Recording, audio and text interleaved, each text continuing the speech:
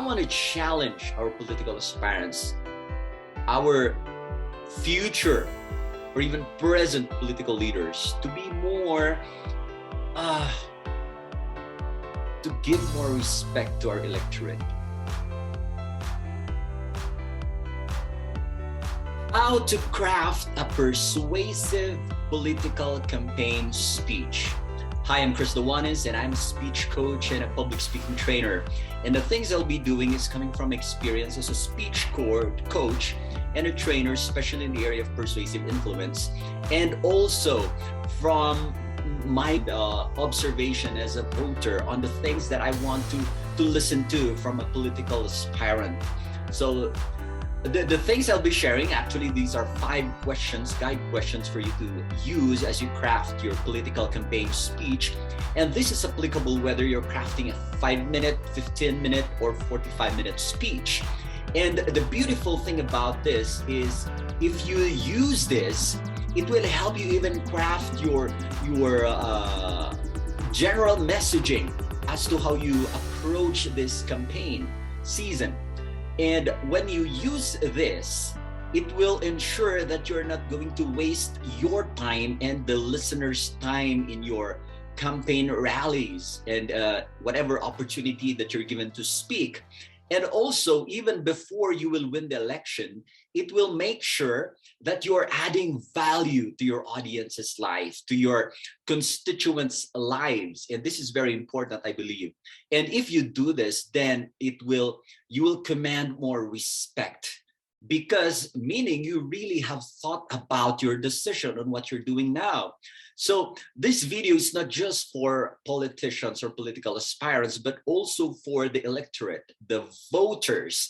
If you're a voter, this will also help you in determining, in looking at and observing at these political aspirants who really have considered this properly and well and responsibly, who really are these the people who have took the time to look at the things that they want to address as a political leader. Okay, so this is helpful not just for, of course, the main audience for this video is the political aspirants. Second is the voters or electorate. So here are the 5 questions that you need to ask when you are to prepare your political campaign speech. And these 5 questions will make you more persuasive. You'll be perceived as somebody who really have prepared, and you will be perceived as really a leader who is worth supporting and listening to. So number 1 question is this. You should answer the question, where are we now? Where are we now? If you are running for a national position, then consider the national scene. If you're running for a local position, then consider the local scene. That is very important. And also, where are we now? If you are considering the legislative branch, so what's going on in the legislative scene?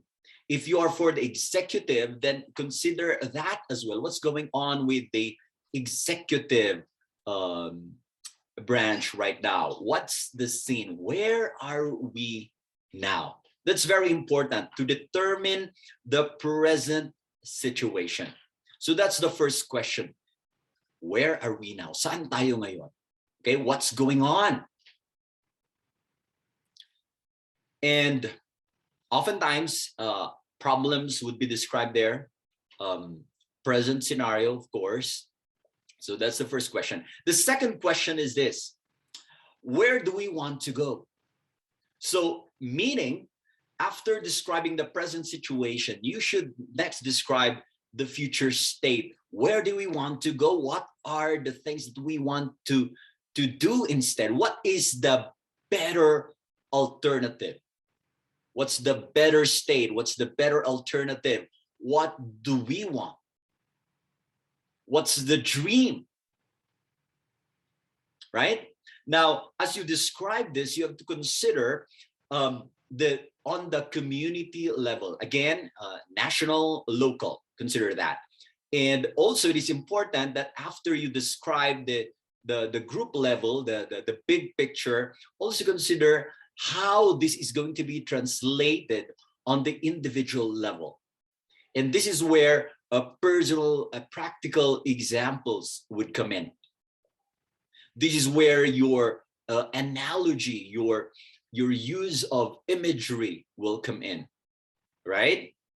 Now, as you do this, make sure as well to consider the long term and the short term, the strategic and the tactical. Where do we want to go? Like, for example, if you are to win in 2022, what would be your agenda for the first 3 to 6 months, for example, short term, and long term, like for the full term of 3 years or even beyond.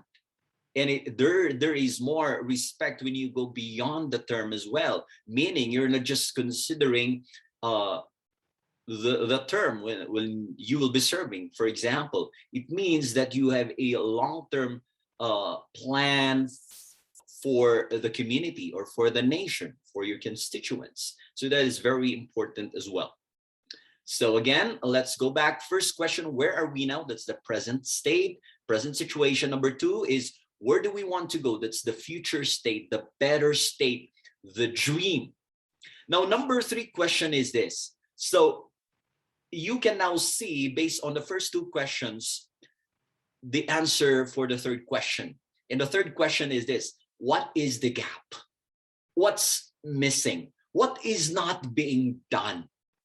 Or what do we need to do so that we can move from where we are now, from the present situation, to where we want to go, to the desired state, to the future state, to the dream, to the better alternative, right? So that's the 3rd question. What's the gap? And as you do this, again, consider what you have just described in question 1. Again, on whatever scene, national, local, executive, legislative, right? So that's the 3rd question. And from the 3rd question, you go now, before even answering the 4th question, you have a bridge. There has to be a transition on where you will come in, because the 4th question is, why you? Or why me? Why us? Okay, so like if you're asking this question to yourself, you ask yourself, why me? Why should they support me? Why do I want to come in? Why do I want to run for this position? Why me? And then put that together, especially if you're a leader of a party, for example, then why us together? Okay, and then expand that even to making this as collective whole, meaning you're now considering them, the electorate, the voters, like you joining, they joining you. Like, so why do we need to do this together? Okay, so in this section, it is important that you also lay down what have you done already. Okay, so if you've been in the position for previously or at present, or maybe in a different position, so you just have to bring in or lay down what you have done already. Or if you're new, then maybe what are the related actions or advocacies that you've been doing for the community, anything related. Okay, or also to lay down who you are as a leader, even if you used to be in the corporate or in the community, for example, NGOs, for example. So what have you done? And what do you intend to do? So that's part of why you, why me. So this is what I've done, and this is what I intend to do. In this section, you are going to answer what is required, giving you now the position, or rather positioning you to fill in the gap that you just described. Now, it is important to follow the flow of this, because oftentimes what people do is that, why me already? Okay?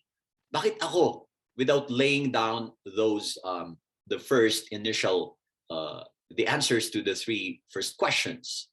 Some people also, if they don't follow this, they just go there and start reading everybody, just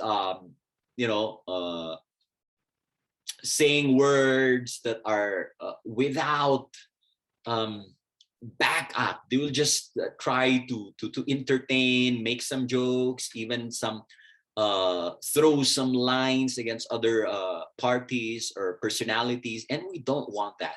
We want, I think this is the time, this should be the start of a more informed, more intelligent electorate.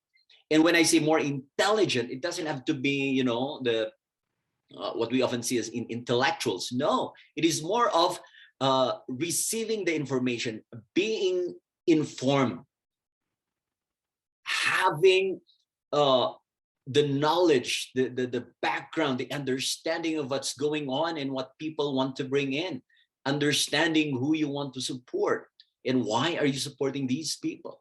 I think this is just the right time for that. So from those 4 questions, then go now to the 5th question. So before I give you the 5th question, let's just review. Number 1 question is, where are we now? 2nd question is, where do we want to go? Number 3 is, what's missing? What's the gap? And number 4 is, why you? Why me? Why us? Why us together? And then after you've done those, number 5 is this. So what now? Meaning, what is your call to action now? Now that you've laid down all this, what do you want us to do? Okay, so this is your call to action. It's more of telling them to join you, to support you, and even saying that, hey, together we can make this even better. We can make the country whatever you want to say, like together, let's do this. And a bonus towards the end is, if you have a tagline, you can also use that, whatever your tagline is. And I don't want to give some examples here, especially for the tagline, because I don't want to preempt, or rather use some existing taglines that people are using. Because again, the objective is, I want to challenge our political aspirants, our future or even present political leaders, to be more, to give more respect to our electorate. We should demand much. We should raise our standards. We as voters should raise our standards on who we are going to vote for the coming elections.